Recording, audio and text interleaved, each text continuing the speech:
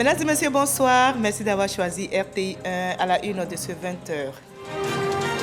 La campagne de commercialisation 2023 de la noix de cajou a démarré. Le prix du kilogramme Borchamp est fixé à 315 francs CFA. On enregistre une augmentation de 10 francs par rapport à l'année dernière. L'annonce a été faite aujourd'hui par le ministre d'État, Kobena Kwasi Agumani, lors d'une conférence de presse. Le dossier vide ici de ce 20h fait un focus sur la bourse estudiantine et ses réalités. Chaque année, des dizaines de milliers d'étudiants en font la demande. Un décret a été pris pour soulager les étudiants boursiers. Le paiement se fera par trimestre et par virement bancaire ou mobile money. Les étudiants donnent leurs avis dans cette édition. Le ministère des Transports lance la semaine de la sécurité routière. L'heure est à la sensibilisation des automobilistes au respect du code de la route. Plus de 11 000 agents des forces de l'ordre sont mobilisés sur tout le territoire. La sensibilisation fera place après à la répression afin d'inciter au civisme et stopper les accidents de la route.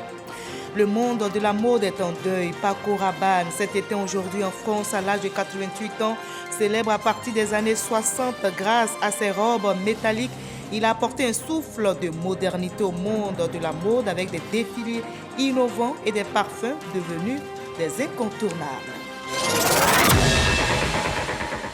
Soyez les bienvenus sur RTI1. Nous commençons tout de suite par cette ambiance bon enfant au domicile du couple présidentiel ivoirien. Les femmes issues de divers secteurs y étaient pour communier avec la première dame, Dominique Ouattara. Ces femmes, dont certaines sont épouses d'hommes politiques, d'ambassadeurs et femmes chefs d'entreprise, sont allées présenter leurs vœux de nouvel an à la première dame ivoirienne. Une année 2023 qui s'annonce donc pour chacune d'elles sous de meilleurs auspices.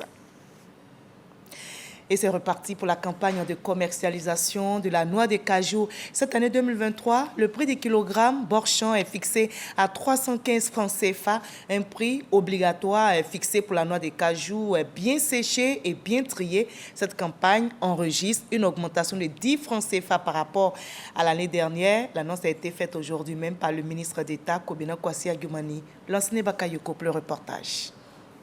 Pour 2023, la campagne cajou s'annonce plutôt prometteuse, grâce notamment aux conditions climatiques favorables et à la bonne floraison du verger. Niveau de production attendu, 1 050 000 tonnes. Prévision d'approvisionnement des usines locales, 300 000 tonnes, soit un bond d'environ 34% en comparaison à la campagne écoulée.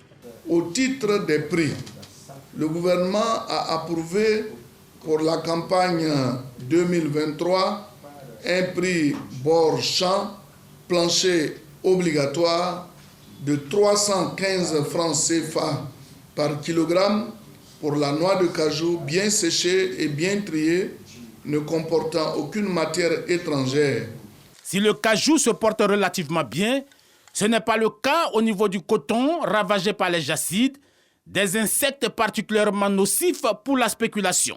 La Côte d'Ivoire et le Brésil ont élaboré un projet de coopération technique incluant des activités de formation et de transfert de technologies aux cotonculteurs ivoiriens.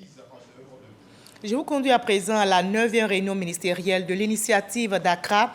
La rencontre a eu lieu ici à Abidjan. C'est une plateforme de lutte contre le terrorisme et le grand banditisme. Les participants ont fait entre autres l'état des lieux de la situation sécuritaire dans la sous-région. Le ministre ivoirien Vagondo Diomandé appelle à une mutualisation des forces et des stratégies. Le Nigeria, en qualité d'observateur, accorde une priorité à l'examen de sa future adhésion. Walter Madou Ouattara, Franco Adio pour le reportage. Sous l'impulsion des chefs d'État ivoiriens et ghanéens, l'initiative d'Accra a été portée sur les fonds baptismaux le 14 septembre 2017. Ce cadre de coopération et de concertation veut se donner les moyens de lutter efficacement contre les attaques des groupes armés et les risques de déstabilisation. Le général de corps d'armée Vagondo Diomandé revient sur les avancées qu'il qualifie de notables. Après les premiers résultats enregistrés, il était important et il est même indéniable que nous changions de posture. C'est pourquoi nous avons ensemble adopté le principe des opérations simultanées.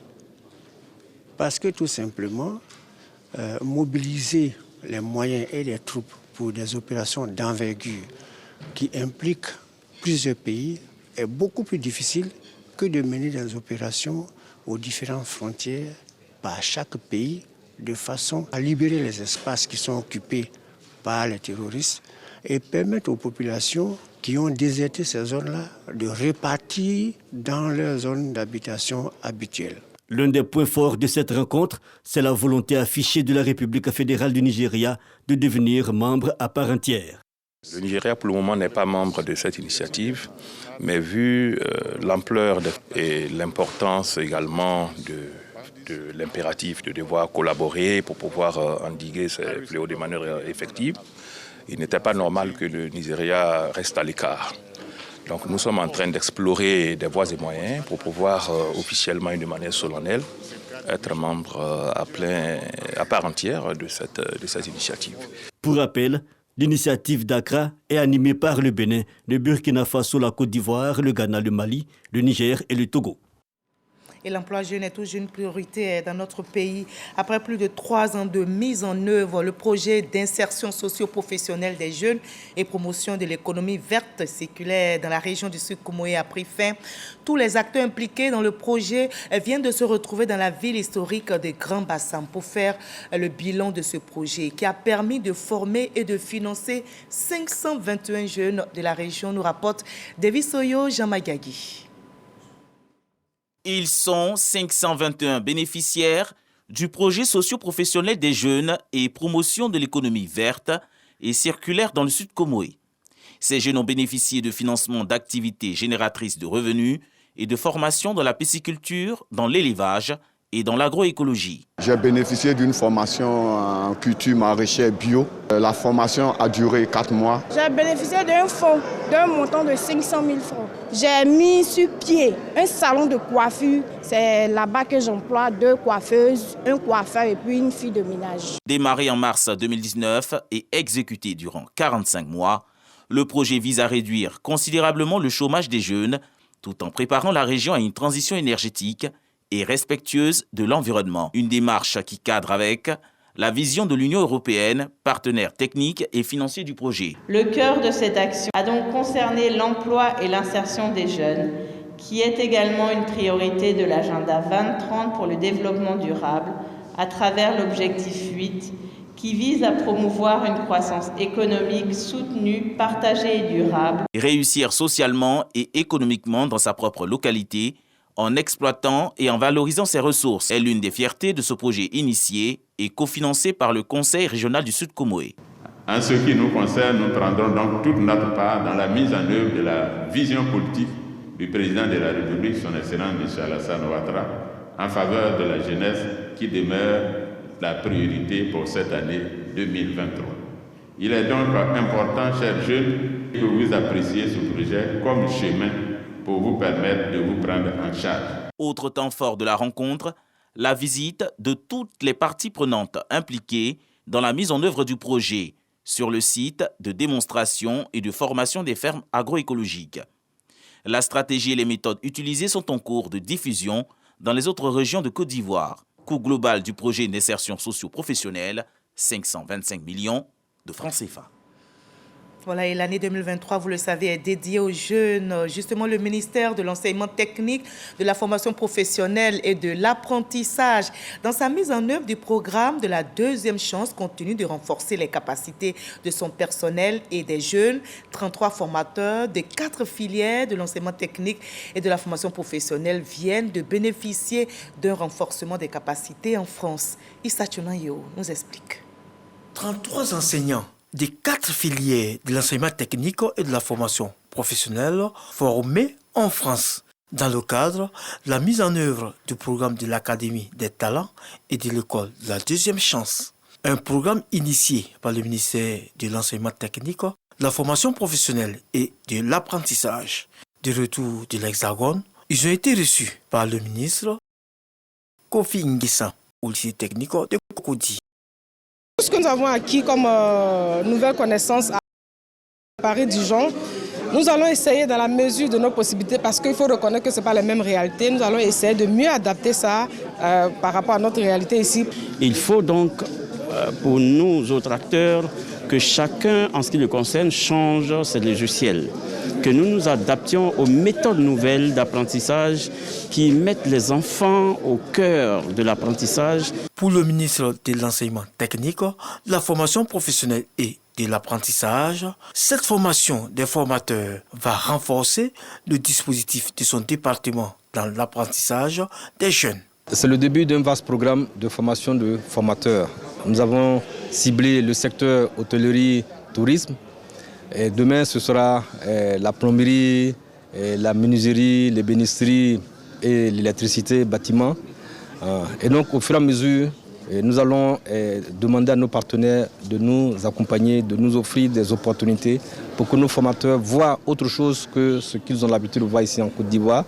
Cette formation est devenue une réalité grâce à un partenariat du ministère signé le 10 juin 2022 avec Ferrandi Paris, une grande école en France qui forme dans les domaines de la gastronomie et de l'hôtellerie.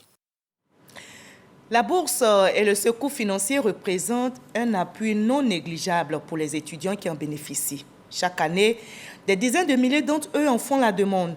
Et ceux qui sont retenus dénoncent pour la plupart le système de paiement dans les universités. Heureusement, ce système va connaître une amélioration. Le président de la République a pris un décret au début du mois de janvier. La bourse sera payée donc par virement bancaire ou par mobile money. Les boursiers auront leur dû. Bonne nouvelle par trimestre. Mais comment la nouvelle est-elle accueillie par les étudiants? Comment le mécanisme va-t-il fonctionner? Qu'est-ce qui va changer concrètement? Enseignement supérieur, la bourse estudiantine et ses réalités, c'est le dossier VDC, signé ce soir, Serge Koléa, Arnaud Kofi, avec la collaboration de Wilfried Koua. Je vous invite à suivre.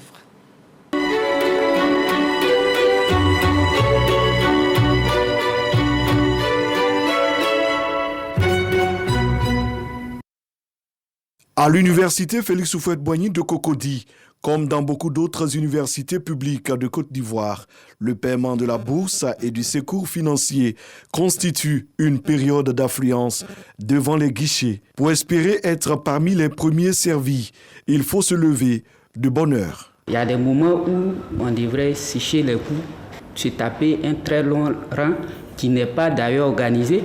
Tu peux être le premier et avoir ta bourse peut-être à 17h. Longue file d'attente, lenteur administrative, processus harassant, une forte concentration d'étudiants qui crée parfois une atmosphère de tension et de pression. Le budget de la bourse, c'est 23 milliards. 23 milliards qu'on va distribuer main en main au XXIe siècle. Forcément, ça va générer des tensions, il y aura des déperditions. Le quadio, comme l'appellent couramment les étudiants, fait l'objet de toutes les convoitises. Une fois le retrait terminé, il y a des gars à la sortie du quadio, comme on appelle le point. On nous perçoit 10 000 francs sur la bourse. Si tu refuses de payer aussi, tu vas subir les conséquences. Souvent, ils n'ont même pas besoin de ton caissier. Une fois que tu finis, toi-même, tu sais ce que tu as fait. Tu prends ton argent, tu veux sortir, on s'arrête devant la porte, on dit « Monsieur, est-ce que vous avez payé ?» Si vous dites « oui », on vous laisse sortir. Si vous dites « non », vous êtes obligé de payer. Ici, c'était 10 000, voire 15 000. Mais à Boaké, on me dit que parfois ça va jusqu'à 80 000, 50 000, ça dépend. Et les groupes organisés, les syndicats, quand vous arrivez, c'est eux qui assurent la sécurité. Et il y en a qui sont en t-shirt de FESI. Pointé du doigt, la FESI, la Fédération estudiantine et scolaire de Côte d'Ivoire, par la voix de son secrétaire général, remet en cause ces accusations. Si on doit nous reverser 10 000 francs, pendant que nous, on demande qu'on paye, qu'on bancarise le paiement des étudiants, il y a un problème. Depuis 2020, nous demandons qu'on paye les étudiants en ligne, parce que bien évidemment, il y avait trop de mafias autour des paiements. Nous, on hérite d'une organisation où tous les grands combats qu'on a menés, mais les étudiants qui sont reconnaissants, ils venaient déposer soit 2 000, soit 1 000 francs dans les cartons ici.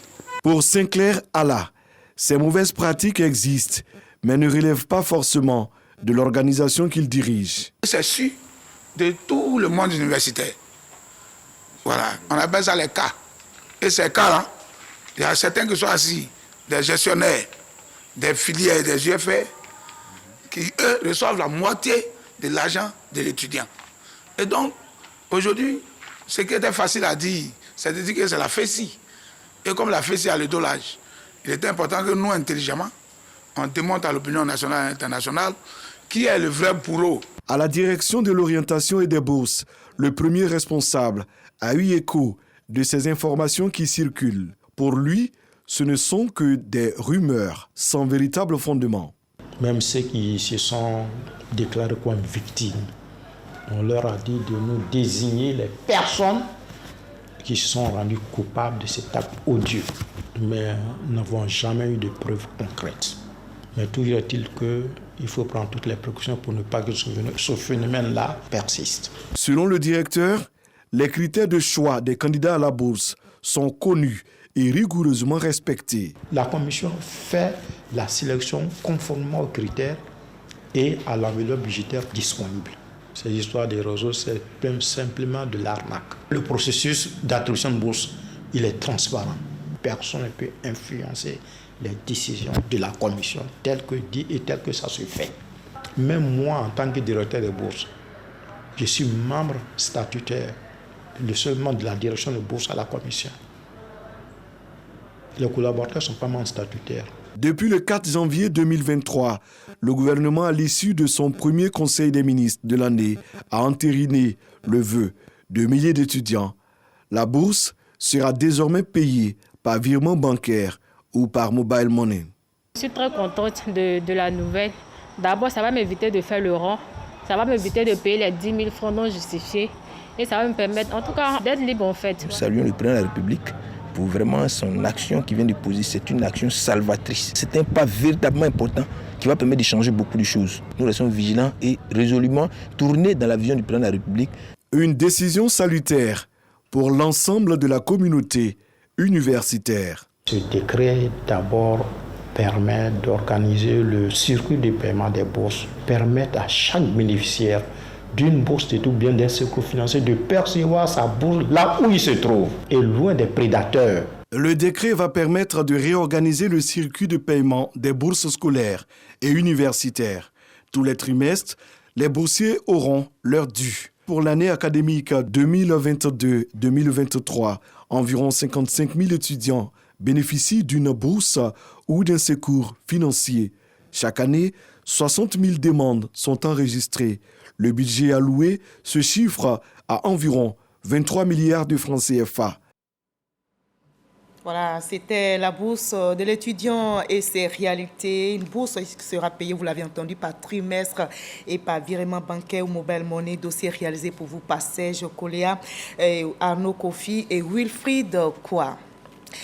Le ministère des Transports lance la semaine de la sécurité routière. L'heure est à la sensibilisation des automobilistes pour le respect du code de la route. L'initiative mobilise, vous allez le voir, plus de 11 000 agents des forces de l'ordre sur l'ensemble du territoire. La sensibilisation fera place à la répression afin d'inciter au civisme et stopper les accidents de la route qui endeuillent de nombreuses familles. Frédéric Olaï, Franck Adio.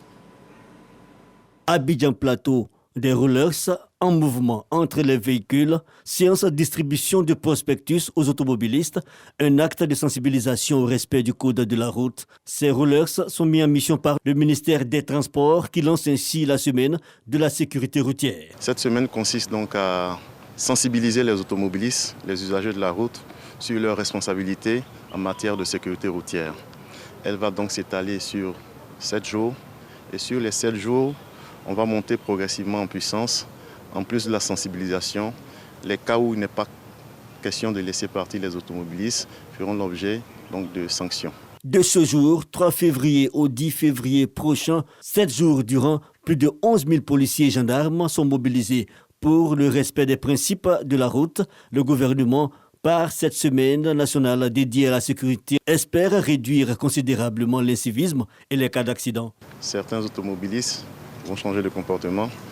Vous allez voir également que sur les routes, certaines voitures qui n'ont pas le droit d'être sur la route ne seront pas là.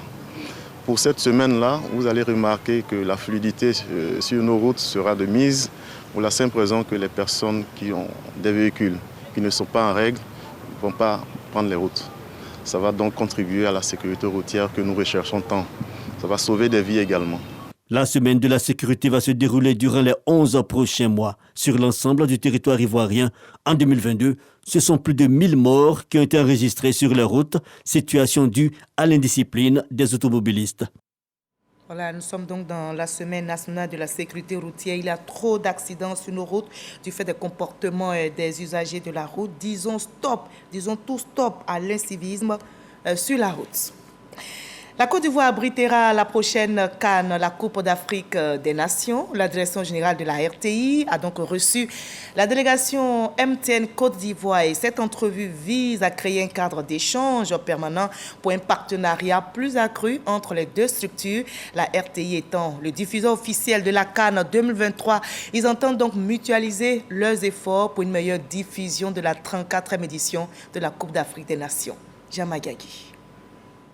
Ambiance conviviale à la salle de conférence Mamadou Ben Soumaoro de la Maison de la Télévision. Fosseni Dambélé, directeur général de la RTI, échange avec la délégation de MTN Côte d'Ivoire. À l'ordre du jour, la retransmission de la Coupe d'Afrique des Nations 2023. Partenariat, ligne éditoriale, offres commerciales et projets d'émission sont au menu de l'entretien. Diffuseur officiel de cette 34e édition Côte d'Ivoire, la position de la RTI Média du service public suscite l'intérêt des annonceurs. À l'issue des discussions, l'entreprise de télécom réaffirme son soutien à la RTI. Le gouvernement ivoirien a pour ambition clairement d'en faire l'événement le plus populaire et la CAN la plus réussie. Nous voulons être aux côtés de la RTI pour ce succès-là, pour que les Ivoiriens vivent cette CAN, pour que la RTI puisse, en tant que diffuseur officiel de cette CAN, puisse aussi montrer au monde, à l'Afrique, ce que c'est que la Côte d'Ivoire. Le pari de la Côte d'Ivoire, à travers le président de la République, son Excellence Alassane Ouattara, c'est d'offrir à l'Afrique et au monde une Coupe d'Afrique des Nations telle qu'on n'en a jamais vue. Pour le réussir, eh bien, il faut la mutualisation des moyens, il faut des partenariats forts. Et la RTI aujourd'hui trouve en MTN un de ses partenaires importants. C'est au tour de Canal+ International, le groupe audiovisuel français, de rencontrer le diffuseur exclusif de la CAN 2023. Objectif, échanger sur des opportunités de partenariat. Aujourd'hui, nous avons pu faire un bilan des collaborations en cours, qui sont nombreuses, et surtout projeter de nouvelles idées de collaboration, de production, pour le plus grand bonheur de nos téléspectateurs communs. Nous avons des grands rendez-vous, notamment la Coupe d'Afrique des Nations, janvier et février 2024 dans notre pays. Eh bien, il était de bonne loi que nous nous rencontrions, que nous fassions une revue de ces grandes questions et également que nous envisageons des axes nouveaux de coopération pour, n'est-ce pas, renforcer notre partenariat. Les 3 chaînes de télévision, de radio et tous les supports digitaux de la RTI se préparent pour ce grand événement africain du ballon rond. Les études et les réflexions se poursuivent à la Maison Bleue pour un bon déroulement de la diffusion de la Coupe d'Afrique des Nations 2023 en Côte d'Ivoire. Et la fête sera très belle sur RTI. On reste à la RTI où s'est tenue ce vendredi matin une autre rencontre, celle de la direction générale de la RTI et le personnel de la radio-télévision ivoirienne. Pour cette nouvelle année, les perspectives ont été annoncées, à savoir l'acquisition de matériel de pointe, l'amélioration des conditions de travail. Les acquis de 2022 ont été présentés aux agents. Le président du conseil régional de l'Agnébi-Tiassa, le ministre Pierre Demba, vient d'inaugurer une usine de fabrication d'Atiéké dans le Grand Maurier, c'est dans le département d'Aboville, avec un investissement de 75 millions de francs CFA. L'usine va fournir de l'emploi aux femmes et aux jeunes, nous dit Patricia Omouetia.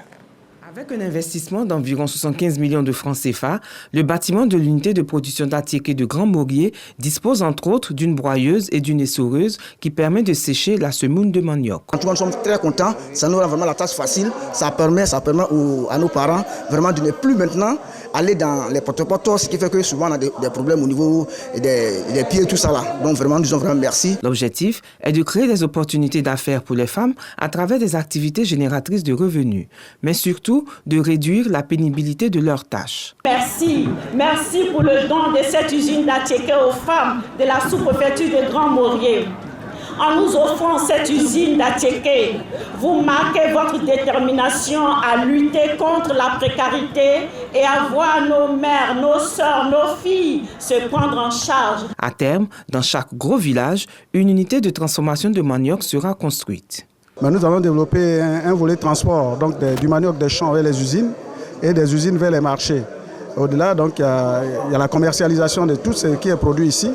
Et le jus de manioc, l'amidon et tout ça vont faire l'objet de transformation et ça va occuper seulement nos jeunes et des femmes et je pense que ça va contribuer à accroître l'emploi au niveau de la région. L'inauguration de cette infrastructure tournée vers la production industrielle de l'Attiéké intervient après celle de l'Éléblé dans le département de Tabo et de Gaumont dans le département de Sikensi. L'unité de transformation de manioc de Grand Maurier est la 4e du genre, fonctionnelle sur les 6 que compte la région. Les chefs des villages Kolongo du Gontougo se sont réunis à la mairie de Bondoukou pour unanimement traduire leur reconnaissance au président de la République, Alassane Ouattara. Reconnaissance pour toutes ses actions de développement dans la région du Gontougo. Le reportage est signé Herman Niamien. Dans la salle Kwaku Dapa de la mairie de Bondoukou sont réunis 300 chefs de village du peuple Kolongo de la région du Gontougo.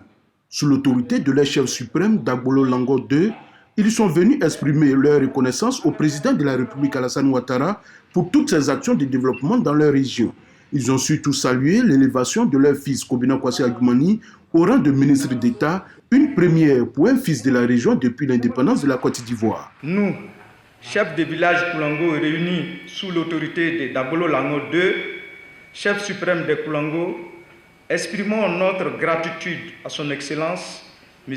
Alassane Ouattara, président de la République de Côte d'Ivoire, pour la confiance placée en notre fils, le ministre d'État Kobina Kwasi Adjoumani. Nous saluons les actions de développement entreprises par son Excellence M. Alassane Ouattara dans la région du Gontougo. Le collectif des chefs de village a aussi exprimé son soutien au ministre d'État Kobina Kwasi Adjoumani, qui selon eux se bat comme il peut pour apporter un mieux-être à ses parents et aussi son implication personnelle dans tous les projets de développement de la région. Nous exprimons notre soutien au ministre d'État, Kobina Kwasi Adjoumani, en tant que candidat RHDP aux élections régionales 2023 du Gontougo et lui assurons de notre disponibilité à l'accompagner dans l'œuvre immense de développement engagé dans notre région.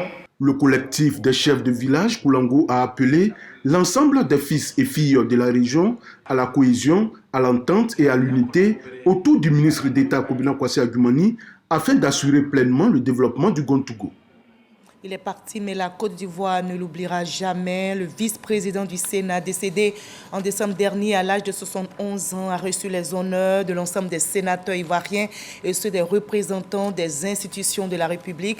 Le président Jeannot Aoussou Kouadio a salué les qualités humaines et professionnelles de l'illustre disparu. Herman Guivet pour le reportage. Le Sénat de Côte d'Ivoire pleure son vice-président. Olo Anoma Germain, arraché à l'affection des siens le 28 décembre dernier, à Istanbul, en Turquie. Aujourd'hui, ils sont tous présents, ses pairs sénateurs et parlementaires, venus lui rendre cet hommage solennel. À leur tête, le président de l'institution, Aoussou Kouadio Jeannot. C'est d'ailleurs lui qui ouvre le piquet d'honneur. La minute de silence tant redoutée. Preuve indélébile de la douloureuse séparation. À tour de rôle, les sénateurs et autres représentants d'institutions imiteront son exemple. Des regards phagocytés par la douleur que tentent de masquer des lunettes de soleil. La famille du défunt, le Sénat de Côte d'Ivoire, pleure son vice-président et honore sa mémoire. Madame Olo, chères sœurs, chers enfants Olo, Yako, à vous, j'ai connu votre époux et votre père dans les années 1995. Je puis personnellement témoigner que pendant tout ce temps, il a été constant dans ses choix et dans sa vision. Dans l'exercice de ses différentes fonctions au Sénat, il imposait le respect. Le sénateur Olo Germain aura marqué les esprits et les habitudes de cette institution et aura fortement contribué à son rayonnement. Il était un sage. Nous, sénateurs, nous sommes extrêmement fiers d'avoir partagé avec lui ces quelques années de marche commune au sein de notre institution. Cher frère Olo, seule la mort pouvait imposer sa loi. Tu as, ta vie durant, contribué de façon remarquable à la construction de la nation ivoirienne, conçue par le président Félix Houphouët-Boigny et conduite aujourd'hui par le président Alassane Ouattara pour le bonheur de nos concitoyens. Va en paix, mon cher frère, nous prions t'accompagner.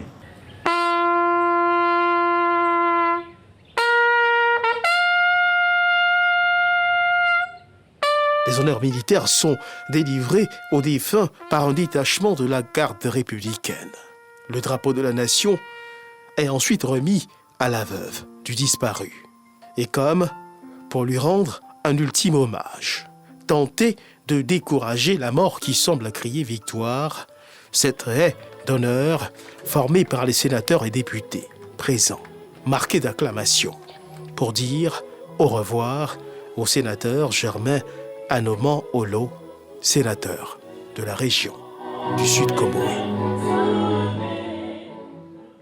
Un autre deuil frappe le monde de la mode. Le styliste espagnol Paco Rabanne s'est éteint aujourd'hui en France à l'âge de 88 ans. Célèbre à partir des années 60 grâce à ses robes métalliques. Il a apporté un souffle de modernité au monde de la mode avec des défilés innovants et des parfums devenus des incontournables. Dans les cours d'histoire de la mode, on cite souvent Paco Rabanne comme étant l'un des premiers à avoir introduit la musique dans les défilés. Il a fait aussi partie des premiers à avoir mis des filles noires sur le podium et a fait danser des mannequins lors de ces défilés.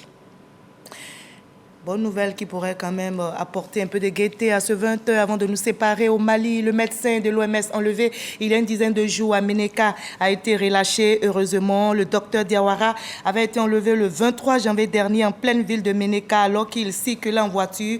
Il a été libéré donc hier à Gao, autre grande ville du nord du Mali. La zone est fréquentée par des groupes djihadistes liés à Al-Qaïda et au groupe État islamique.